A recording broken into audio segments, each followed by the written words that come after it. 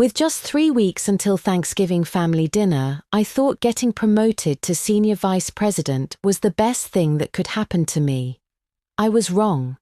The real shock came 30 minutes later when my brother called to warn me that my own family was plotting against me. The promotion email arrived on Tuesday afternoon at 3:14. "Alexandra," the subject line read, "from my boss. Congratulations." He confirmed my new position as senior vice president. A warm feeling spread through my chest, like that first sip of hot coffee on a cold morning. I stared at those words on the screen, feeling the weight of each letter. 5 years, 5 long years of late nights, endless spreadsheets, and cold coffee. Finally, it had all paid off. I took a deep breath. Outside my Chicago office window, the sky was grey and cloudy, but my world felt crystal clear. This was my victory. My phone buzzed. David's name flashed across the screen. I smiled as I picked up, ready to share the good news with my younger brother. "Hey, David, you'll never guess what just happened." "Alexandra, listen to me." His voice was low and urgent in a way I rarely heard from him. "When you come home for Thanksgiving this year, be careful."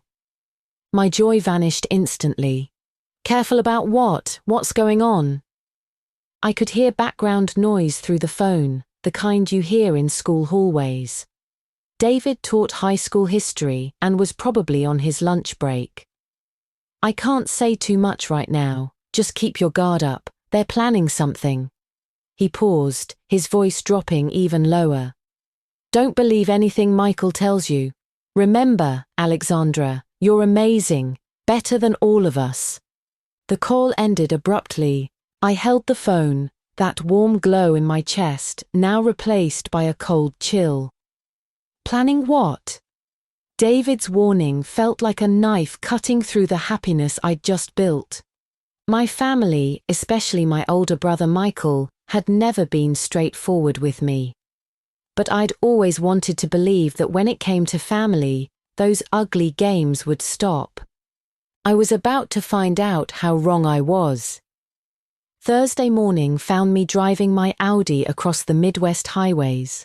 Illinois' flat farmlands swept past my window, bare tree branches cutting across the leaden sky.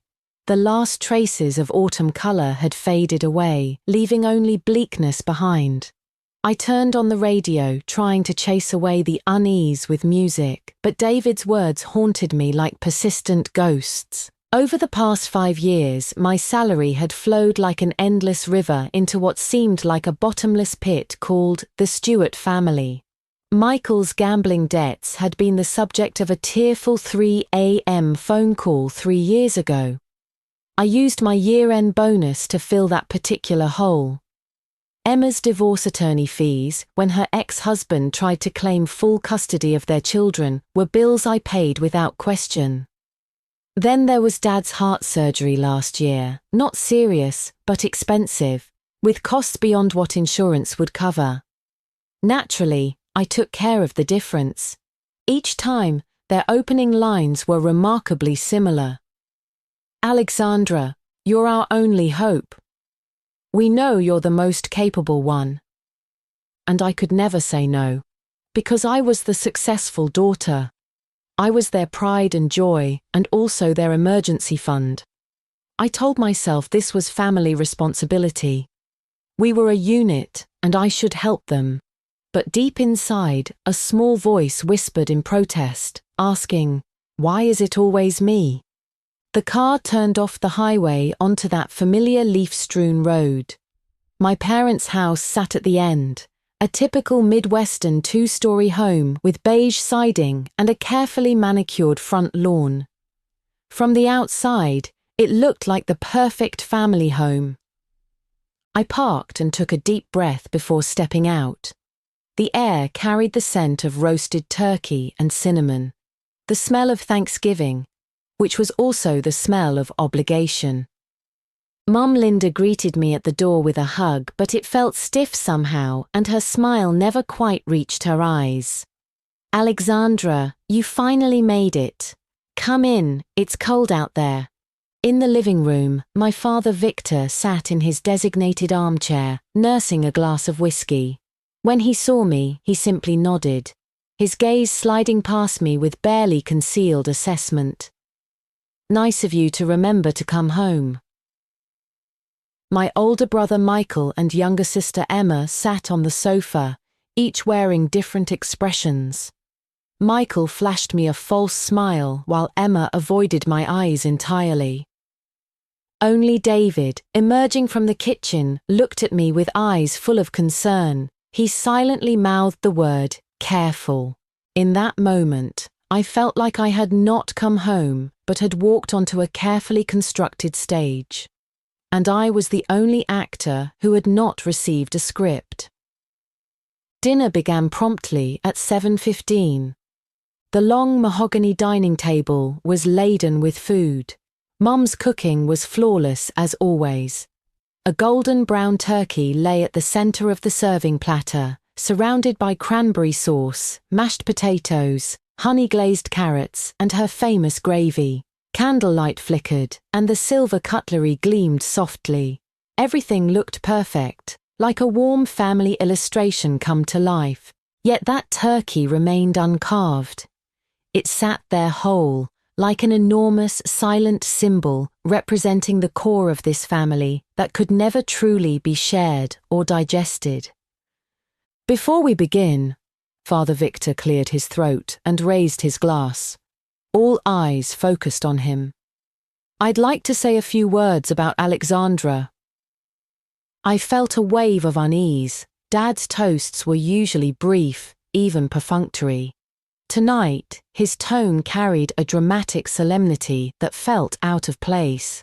Alexandra, he looked at me with sharp eyes, has always been our pride and joy. She's made her way in the big city, earned good money. We're all proud of her. He paused, then his tone shifted. But sometimes success can lead people astray. We worry about you, sweetheart. We worry that you've forgotten what's truly important. Dad, what are you talking about? I managed a smile, though my fingers gripping the knife and fork had gone white. Instead of answering me, he turned to Michael. Michael, don't you have something to tell your sister about what you heard regarding her situation at the company? Michael set down his wineglass and looked at me with fabricated concern. Alexandra, I'm only telling you this for your own good. I have a friend in your company's human resources department. When we were chatting last week, he mentioned you. My heart began to sink. David sat across the table, his brow deeply furrowed. He said that although you seem to be doing well on the surface, among the candidates for this promotion, your overall evaluation score was actually the lowest. Michael's voice was quiet, but it exploded like a bomb at the table. They think that while your technical skills are solid, you lack team cooperation and, well, interpersonal finesse. He said your position is actually quite precarious. Denial. That was my first reaction. Impossible. My supervisor had sent me that congratulatory email just Tuesday. The email was still sitting in my inbox. This was a lie, a complete and malicious fabrication. That's not true, I heard my own voice, surprisingly calm. My supervisor just confirmed my promotion. That's just verbal reassurance, Alexandra. Mom immediately chimed in, her tone dripping with pity. Big companies do that all the time. They don't want to embarrass you before the holidays. Michael is just looking out for you. That's right, sis, Emma joined in. We're just worried about you. What if you lose your job? What would happen then? Their concern felt like a net closing in on me from all sides. I struggled to breathe. I looked toward David, who was glaring angrily at Dad and Michael, his lips pressed tightly together. I tried to argue back, tried to pull out my phone to show them the email, but a profound confusion gripped me. Why? Why would they fabricate such lies?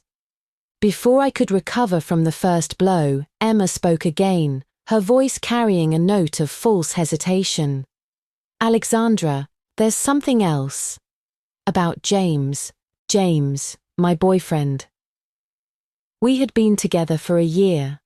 He was gentle, considerate, a stable anchor in my chaotic life. Emma pulled her phone from her purse, swiped through a few screens, then turned the display toward me. The photo was crystal clear, taken in a dimly lit bar. James was kissing a woman I didn't recognize, his hand resting on her waist in an intimate gesture.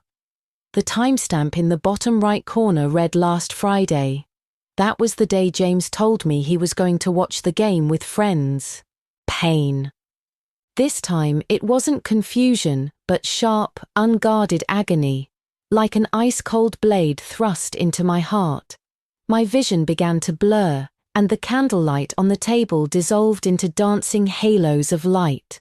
I could feel the blood draining from my face, my throat constricting as if gripped by an invisible hand. Who took this picture? My voice trembled. One of my friends happened to be there, Emma said softly. She recognized him as your boyfriend and sent it to me. I thought you had a right to know the truth. We didn't want you to be kept in the dark, dear, Mum added gently. I looked at them, at those expressions of tragic sympathy on their faces. They weren't sharing heartbreaking news with me. They were displaying a trophy.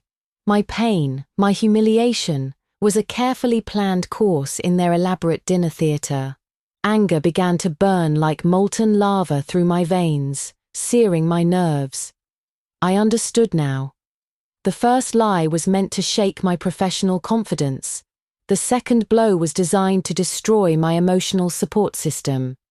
They wanted to break me down, to reduce me back to that vulnerable little girl who needed them, who depended on them. Then Father Victor delivered the killing blow.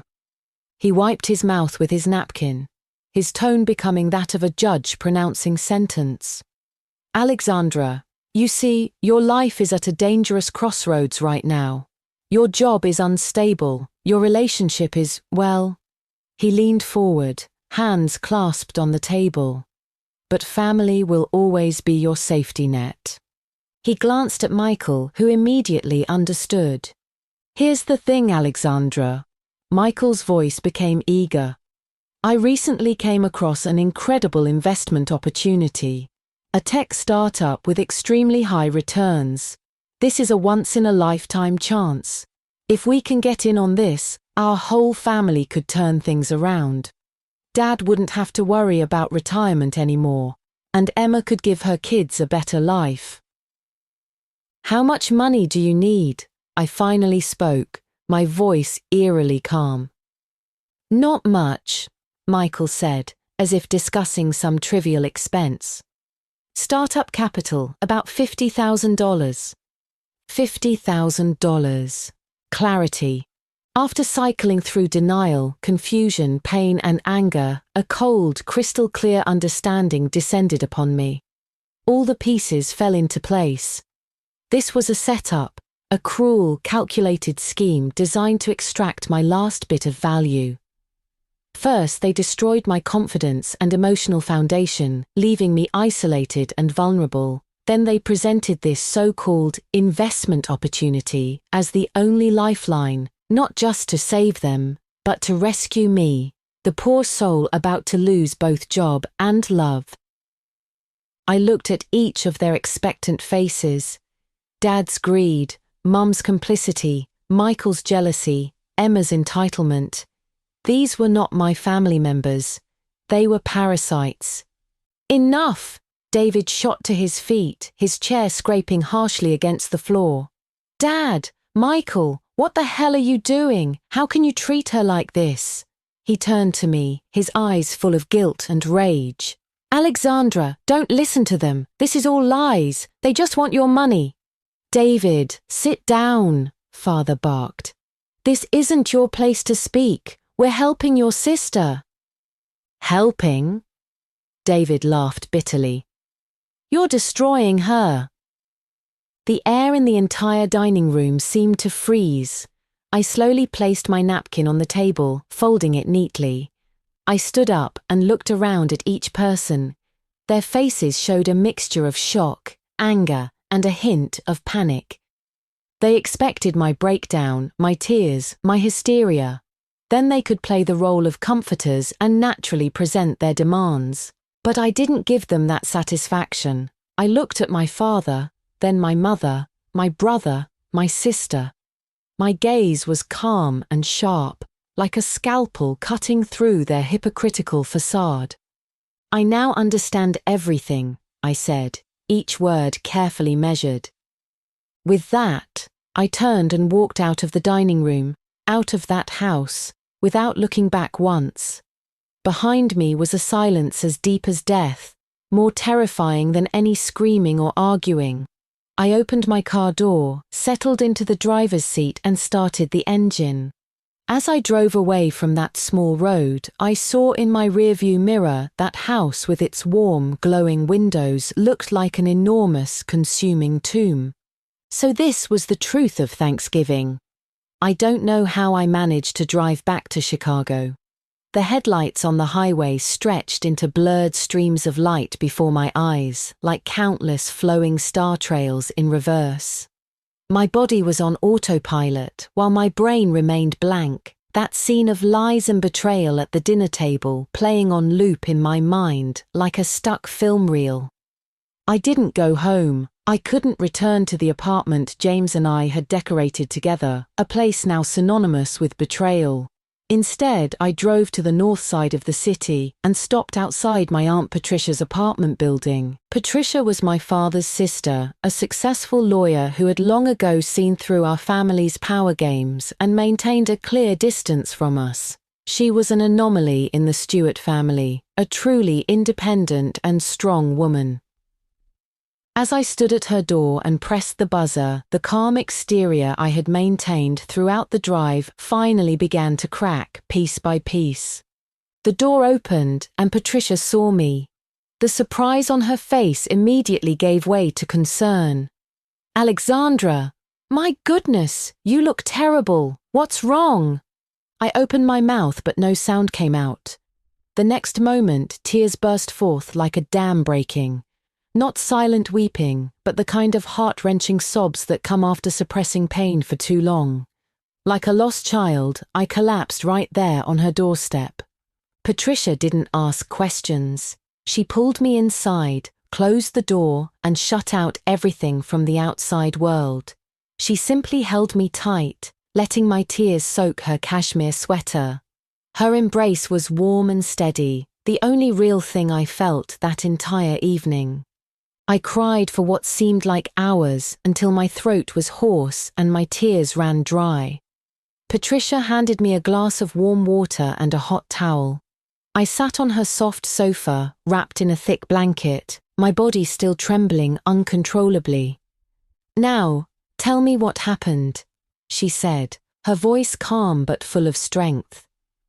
In broken, fragmented sentences, I recounted that nightmarish dinner. From Michael's lies about my job to Emma's revealing photograph, and finally to their demand for $50,000. Every word felt like reliving that slow torture all over again. Patricia listened quietly, without interrupting. Her face showed no surprise, only a deep sadness and a knowing look that suggested she had expected this all along. "They finally went too far," she sighed after I finished, handing me a piece of chocolate. "I warned you about this long ago, Alexandra. Your kindness became their unlimited credit card. You're not their daughter or sister to them. You're an asset." "I know." My voice was hoarse. "I've always known. But I kept deceiving myself. I thought I could trade my success for their love and acceptance. I thought if I gave enough, someday they would truly treat me as family." "Love cannot be bought and sold, child," Patricia said, "especially not with emotional bankrupts." We sat in silence for a while. Outside the window, the city lights sparkled like a distant sea of stars. In this safe space, my brain finally began to function again. The fog of anger and grief lifted, replaced by an unprecedented clarity. I couldn't continue like this anymore. I couldn't keep playing the role of the perfect daughter, the endless ATM machine. Every compromise was a betrayal of myself. What happened tonight, though painful, was like necessary surgery, removing tissue that had long since died. What should I do, Patricia? I looked up at her, no longer tears in my eyes, but a small flame rekindling. She smiled slightly, her eyes full of approval. That's not a question you should ask me. You should ask yourself. What do you want? What did I want? I wanted my life back. I wanted my dignity back. I wanted to establish boundaries, unbreakable boundaries. I wanted them to face consequences for their actions, not out of revenge, but out of self-protection and respect for the truth. I want to fight back, I said. Once this thought formed, it became absolutely resolute. I can't let them destroy my reputation, manipulate my life, and think it's perfectly acceptable. Good. Patricia nodded, taking a legal notepad and pen from her desk. Now that's my niece talking. Let's organize our thoughts. You're a financial analyst, Alexandra. Use your professional skills and treat this like a project. Our goals are risk control, asset divestiture, and reconstruction. That night, I didn't sleep. In Patricia's living room, accompanied by the scent of mint tea she brewed, we developed a detailed action plan. Every step was calm, legal, and precise. By dawn, I was no longer that helpless victim who had been ambushed at the dinner table. I was a warrior, ready to reclaim my own territory. Monday morning at 9 o'clock sharp, I appeared in the office of our company's HR director. I didn't break down in tears making accusations.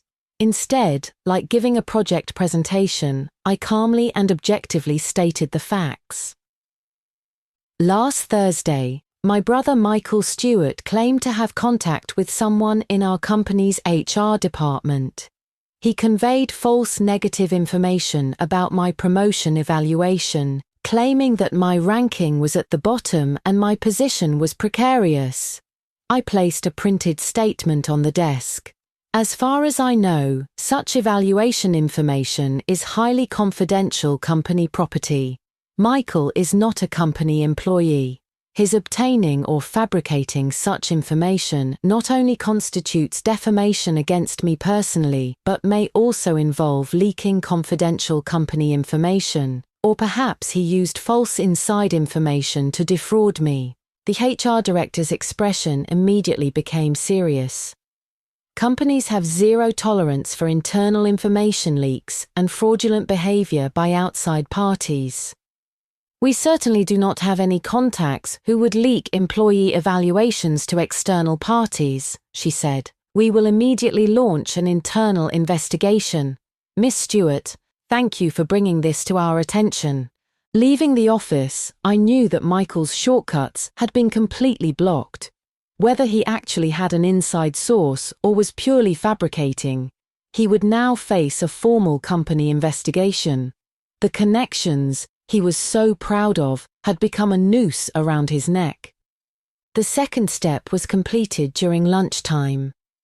I opened LinkedIn and wrote a lengthy post. The title was On Professional Boundaries and Family Toxicity, a Financial Analyst's Thanksgiving Reflection. I didn't name names, but with a calm, introspective tone, I described a common toxic family dynamic.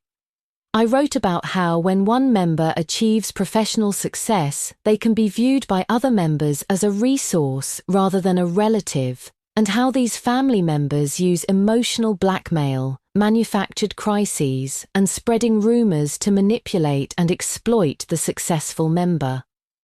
I mentioned how false career warnings and carefully orchestrated emotional attacks serve as preludes to financial demands. At the end of the article, I wrote, True family serves as a harbor protecting you from the world's storms. Toxic relationships are themselves an endless tempest. Learning to establish firm boundaries for yourself is not selfishness, but survival. This is the most important lesson I learned this Thanksgiving. I clicked publish. Within hours, the article began to gain traction. Colleagues, former colleagues, and other industry professionals started liking and commenting. Thank you for your honesty. You've spoken for so many of us. Setting boundaries is the highest form of self-love. I received dozens of private messages sharing similar stories. I realized I wasn't fighting this battle alone. My personal pain had touched a universal social wound. The third step was handled by Patricia. That afternoon, a formal legal letter from her law firm was sent via registered mail to my parents' house, with copies to Michael and Emma. The letter's contents were clear and unambiguous. First, effective immediately, I, Alexandra Stewart, would terminate all non-written financial support agreements for any member of the Stewart family. Second, the letter included a detailed list of major expenses I had paid for family members over the past 5 years, supported by bank transfer records, including Michael's gambling debts and Emma's attorney fees, totaling over $100,000. The letter stated that I reserved the right to pursue collection of these interest-free loans. Third, any future financial requests must be submitted in writing and evaluated by my attorney. Finally, the letter suggested that to rebuild healthy family relationships, I recommended that all core family members participate in family mediation, led by a professional mediator. I would cover the cost of the first session, but participation would be voluntary. This letter wasn't a declaration of war, but a drawing of national borders. It transformed the unclear, emotionally manipulative financial relationship between us into a clear, rational legal arrangement. That evening, my phone was bombarded with calls. Dad's roaring, Mum's crying, Emma's accusations, Michael's curses. I didn't answer a single one. I simply put my phone on silent and watched one name after another light up and fade on the screen. They finally realized that the Alexandra who gave endlessly was dead. She had died that Thanksgiving night. The final step was about myself. I contacted a therapist who specialized in family trauma and scheduled my first consultation. I knew that external counterattacks were just the beginning. True reconstruction happened within my heart. That weekend, I moved out of the apartment I shared with James, packing his belongings and leaving them by the door. I didn't reply to any of the dozens of messages he sent, from explanations to pleas. I only sent him one final message. I wish you and her happiness. We're over. Then I blocked all his contact information. The counterattack was complete. No smoke, no arguments, just a series of precise legal operations. I had used their own approach toward me, cold calculation, to reclaim control of my life. 1 year later. Time is a healing medicine, but it doesn't bring change by itself. Change comes from the choices and efforts made within that time. This year brought earth-shaking changes to the Stewart family.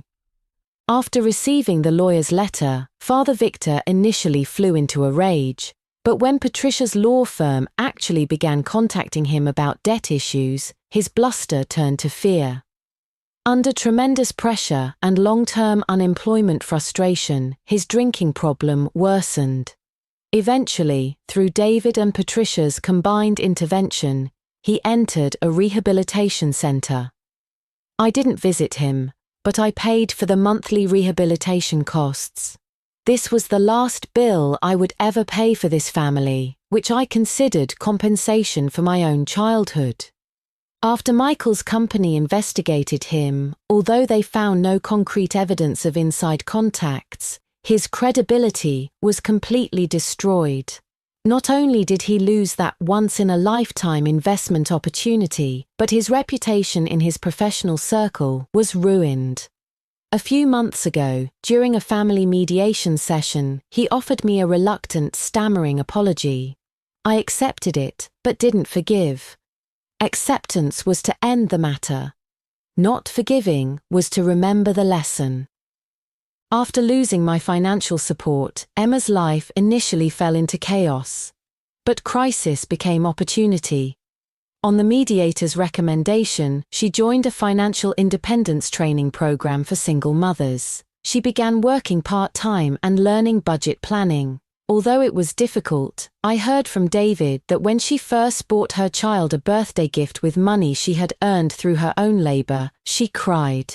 Our relationship remained distant, but at least she was learning to depend on herself. Mother Linda also attended several mediation sessions. She constantly wavered between maintaining family harmony and acknowledging her husband's mistakes. Her most frequent comment to me was, "What can I do? He is your father after all." I understood that her weakness was itself a choice.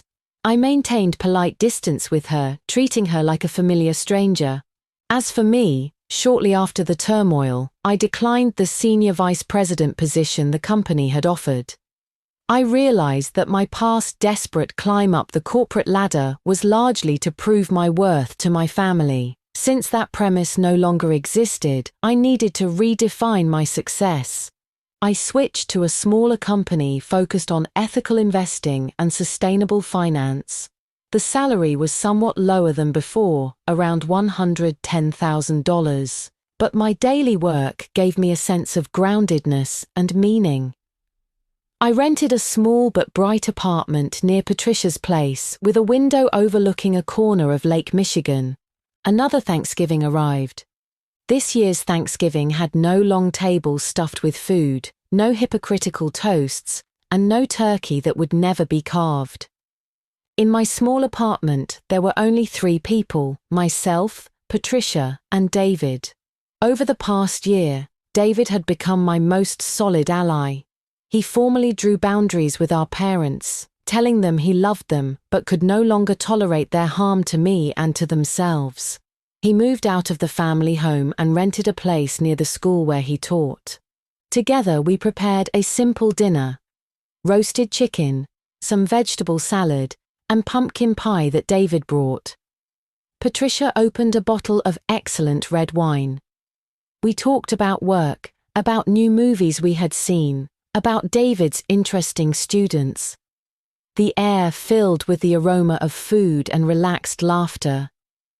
To new beginnings, Patricia raised her glass. To real family, David added. I raised my glass and gently clinked it against theirs, creating a clear, sweet sound. Looking at their genuine smiles and the peaceful lake outside the window, a warm, profound sense of gratitude that I had never felt before filled my heart. I no longer needed to play the role of the perfect daughter to earn love. I was simply myself, valuable and worthy of love. I had lost what I thought was my family, but I had found a real one. In that moment, I finally understood that the meaning of Thanksgiving wasn't about putting on a grand performance, but about the peace and abundance within one's heart. This year's Thanksgiving finally felt like giving thanks. That's our story for today. We hope you enjoyed this incredible tale. Share your thoughts in the comments below. We'd love to hear from you. Subscribe for more captivating stories like this, and don't forget to like and share this video. Thank you for being here with us. See you next time.